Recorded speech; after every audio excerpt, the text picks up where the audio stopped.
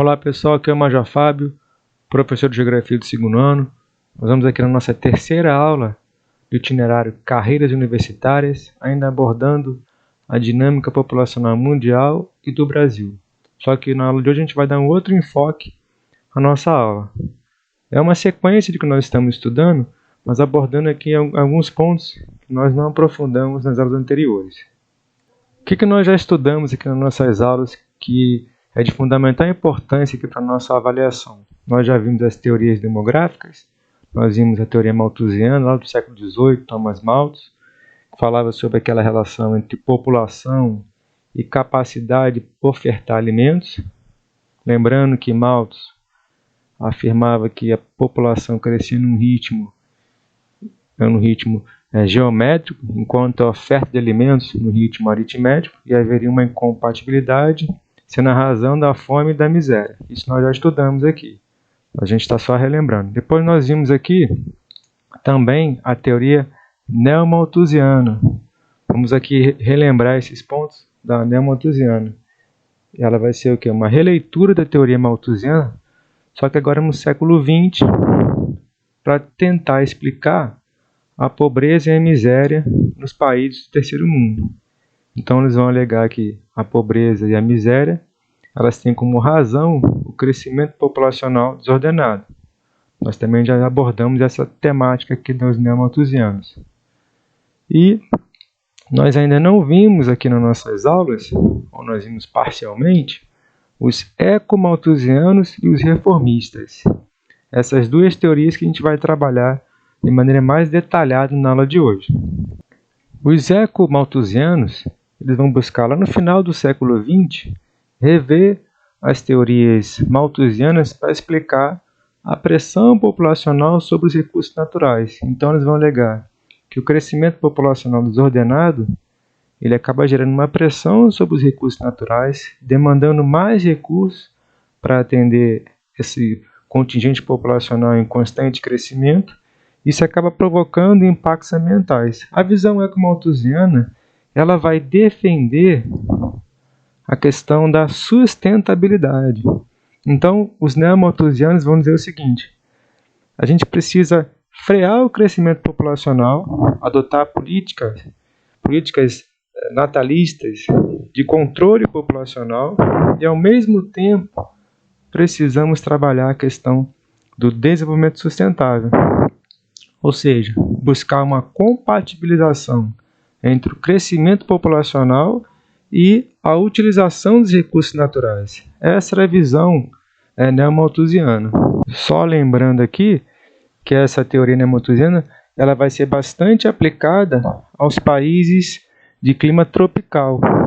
Por quê? Eles têm uma maior biodiversidade natural, e os países desenvolvidos, onde essa teoria vai ser trabalhada, onde ela vai ser formulada, eles vão atacar esses países utilizando essa teoria para explicar em grande parte a pobreza desses países, em função da pressão que eles exercem sobre os recursos naturais.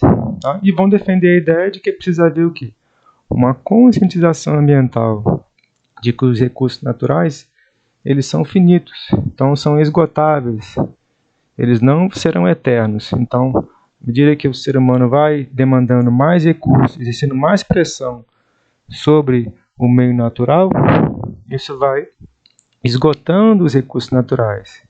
Mas nós precisamos lembrar também que os países desenvolvidos eles têm um contingente populacional, cerca de 16% da população mundial, e são aqueles que mais demandam recursos naturais, mais consomem. Aí entra a ideia da questão do consumo versus consumismo. Nos países desenvolvidos, que têm um alto grau de IDH, nós temos uma classe média bastante desenvolvida. E a classe média ela estabelece um padrão de consumo. Então, esse padrão de consumo demanda recursos naturais, exerce pressão sobre os recursos naturais. Quando nós compramos, por exemplo, um celular, um sapato novo, ou qualquer outro bem que demanda recursos naturais, isso exerce pressão sobre o meio. É preciso extrair os recursos naturais para transformar isso em produtos que nós vamos consumir. Então, nos países de alta renda, esse consumo é cada vez maior. Por quê?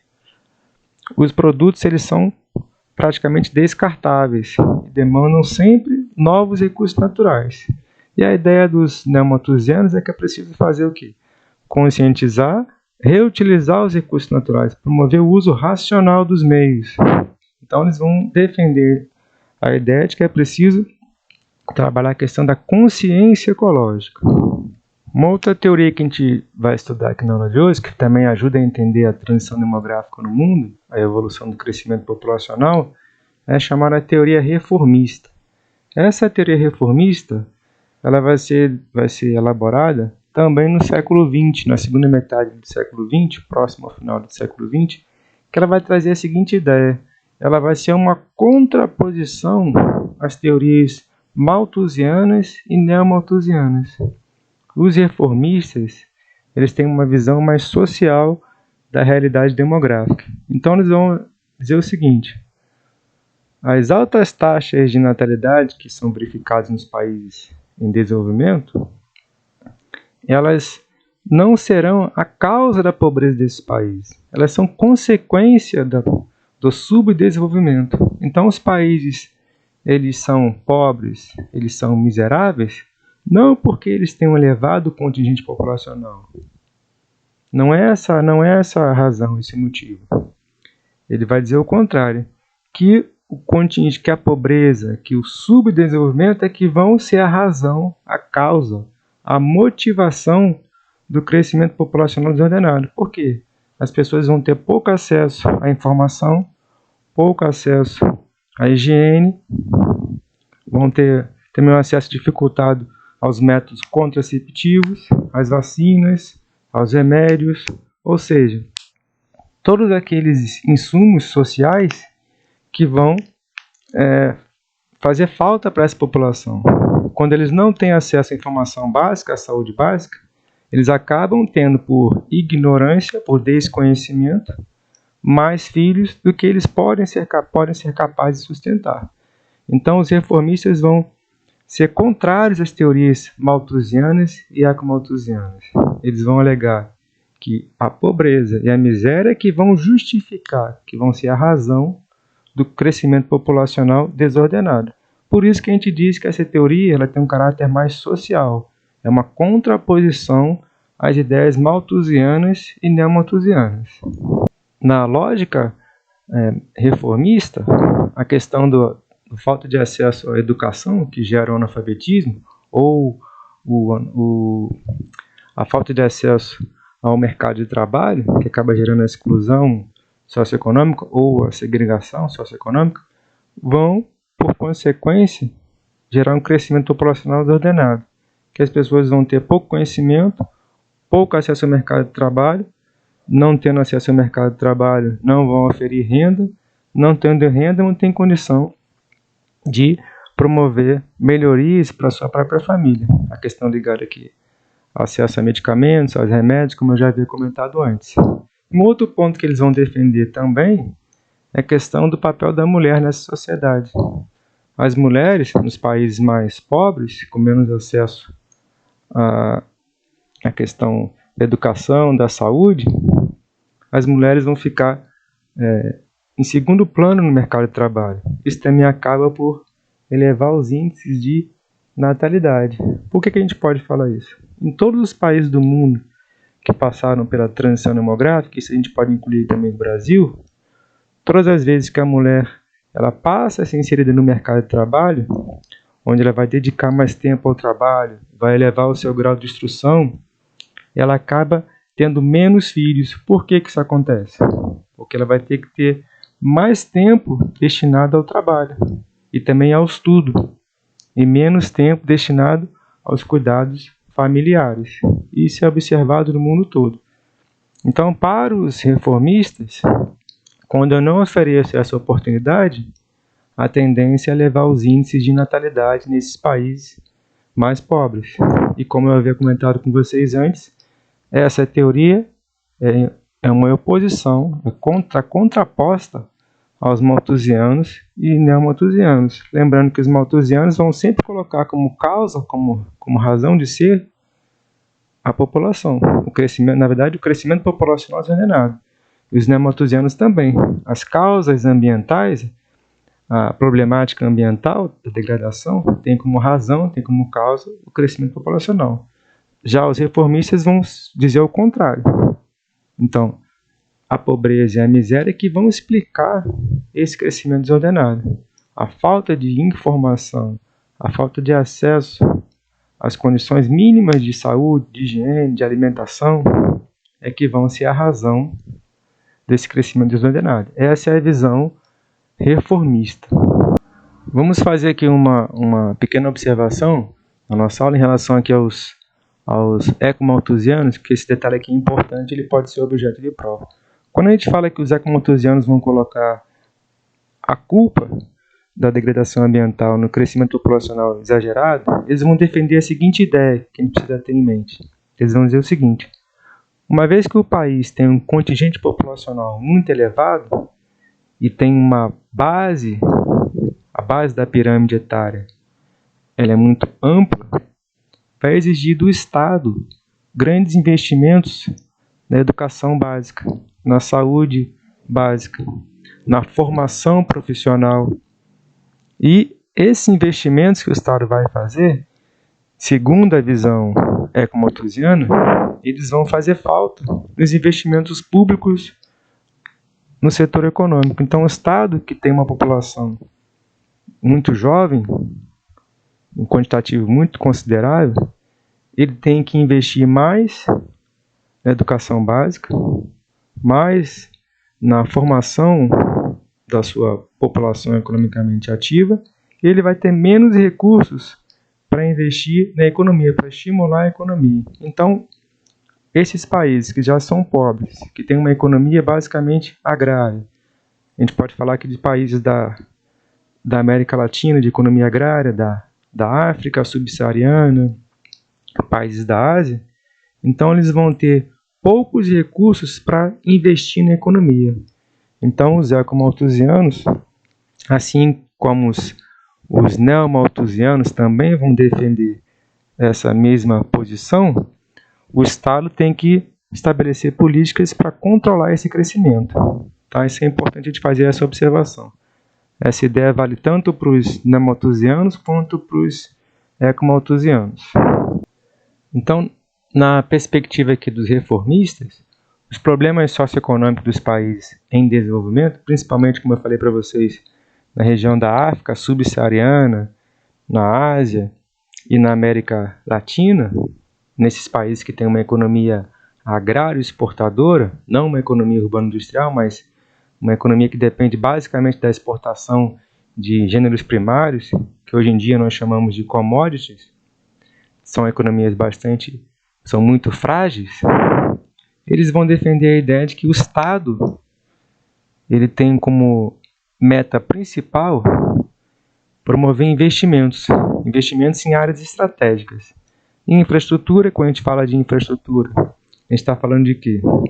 Em estradas, rodovias, ferrovias, aeroportos, criar as condições para que o capital possa investir nesses países, que possa haver o quê? Uma dinâmica econômica favorável ao crescimento e também, não só ao crescimento econômico, mas ao desenvolvimento econômico desses países. A gente tem que lembrar que quando a gente fala de crescimento e desenvolvimento econômico, são coisas diferentes. O crescimento econômico tem a ver com o aspecto quantitativo. Já o desenvolvimento tem a ver com a geração de renda, com a melhoria da qualidade de vida. Investimento também em educação. Aí está falando aqui de quê? Da questão do estudo, a questão da qualificação profissional. Aí tem que investir em educação básica e também em formação profissional. Tem a ver com a escolaridade. Quanto maior é a escolaridade das pessoas, maior vai ser a renda dessas pessoas, né? Quanto mais anos de estudo, a tendência é a pessoa ter uma remuneração maior, e tendo mais acesso à informação e educação, vai ser mais esclarecida em relação à questão do número de filhos. Fica a critério de cada família decidir quantos filhos deseja ter. E também tem impacto na qualidade de vida. Se você tem mais acesso à educação, à saúde, você acaba tendo uma qualidade de vida melhor. Então, a visão reformista vai defender esse ponto de vista, para reduzir essas taxas de natalidade que acabam impactando nas políticas públicas voltadas para promover o crescimento econômico, e isso acaba gerando mais e mais pobreza. É necessário direcionar esse recurso para essas áreas. Essa é a visão que nós temos dos reformistas. Então, segundo os reformistas, os países são pobres, são miseráveis, e essa pobreza e essa miséria do subdesenvolvimento é que vão explicar o crescimento desordenado, descontrolado do contingente populacional, e não o contrário, como pensavam os reformistas, os malthusianos, os neomalthusianos e os ecomalthusianos. Agora, nós vamos trabalhar aqui uma outra temática aqui dentro da questão da transição demográfica, vamos abordar um outro aspecto que também influencia no crescimento populacional dos países. Também tem impacto na questão das taxas de mortalidade, principalmente. O que a gente está falando? A gente está falando do chamado perfil epidemiológico. O que é o perfil epidemiológico? É o perfil das doenças. A gente vai trabalhar quais são aquelas doenças que têm uma maior mortalidade, maior índice de mortalidade, no caso aqui do Brasil. Por que a gente vai fazer isso? Para a gente traçar aqui um comparativo, como o Brasil era antes do início da sua transição demográfica, para como ele é nos dias de hoje. Essa análise é importante para verificar que a evolução socioeconômica do país ela vai mudar por completo o perfil epidemiológico. Tá? Isso aí vai ficar bastante nítido para a gente aqui no decorrer da explanação desse slide aqui. Então, como eu estava falando para vocês, para estudar a transição demográfica, eu observo também a questão do perfil das doenças. Então, a gente observa que nos países que passaram pela transição demográfica, assim como o Brasil, havia um predomínio de doenças inicialmente infecciosas e parasitárias. É o caso aqui do Brasil. No início do século XX, havia o predomínio dessas doenças. Mais da metade das doenças, das mortes, melhor dizendo, tinham como origem doenças infecciosas e parasitárias. As pessoas morriam pela questão de não ter acesso à água potável. Então, a gente sabe que a água é um transmissor de doenças, e quando você não tem saneamento básico, que saneamento básico não é só água potável, também a questão do esgoto e do tratamento do lixo, as pessoas não tinham acesso ao saneamento e morriam das doenças mais banais possíveis. Com a evolução demográfica brasileira, com a nossa transição demográfica em curso, principalmente a partir ali dos anos 30, anos 40, com a ascensão de Vargas ao poder e a mudança do nosso perfil econômico de uma economia, a passagem inicial de uma economia agrária exportadora para uma economia urbana industrial, nós começamos a implementar uma série de melhorias socioeconômicas, melhorias na questão da higiene das pessoas. Acesso à informação é fundamental. E agora no século XX, nós mudamos por completo, na segunda metade do século XX, agora no século XXI que nós estamos, as doenças que mais matam não são mais as doenças infecciosas e parasitárias. Agora no século XXI, as doenças que mais matam são as doenças chamadas doenças da civilização. A gente chama das doenças crônicas. Então, são as doenças do mundo moderno. Que doenças são essas? Essas que algumas eu coloquei como exemplo para vocês. Diabetes, sedentarismo, alcoolismo, tabagismo, as doenças cardiovasculares, cânceres. Não, são as doenças crônicas. Então, o mundo moderno, onde a gente tem mais facilidade de deslocamento, a gente passa mais tempo sentado, por exemplo, está assistindo televisão, você vai mudar de canal, você usa o controle remoto, você quando você tem mudança também dos hábitos alimentares, alimentação mais industrializada, menos a alimentação natural, que a alimentação industrializada tem uma série de produtos, para garantir ali a durabilidade do produto, a questão também do uso excessivo de bebidas alcoólicas, muito açúcar, muito sal, isso acaba produzindo as doenças, as chamadas doenças da civilização. E essas doenças vão ter um impacto significativo nas taxas de mortalidade. E tem uma questão aqui que aparece também, principalmente nos homens. Então, é observado nas pesquisas demográficas que os homens estão mais expostos a essas doenças da civilização. É uma questão mais cultural. Então, quando são feitas as pesquisas sobre as mortes em função das doenças da civilização, os homens aparecem com mais destaque e também estão mais expostos à questão da violência também urbana, que é uma outra causa também bastante importante que é analisada da mortalidade nas chamadas doenças da civilização. A violência urbana também é tratada como uma causa crônica no mundo moderno, nesse mundo que nós vivemos.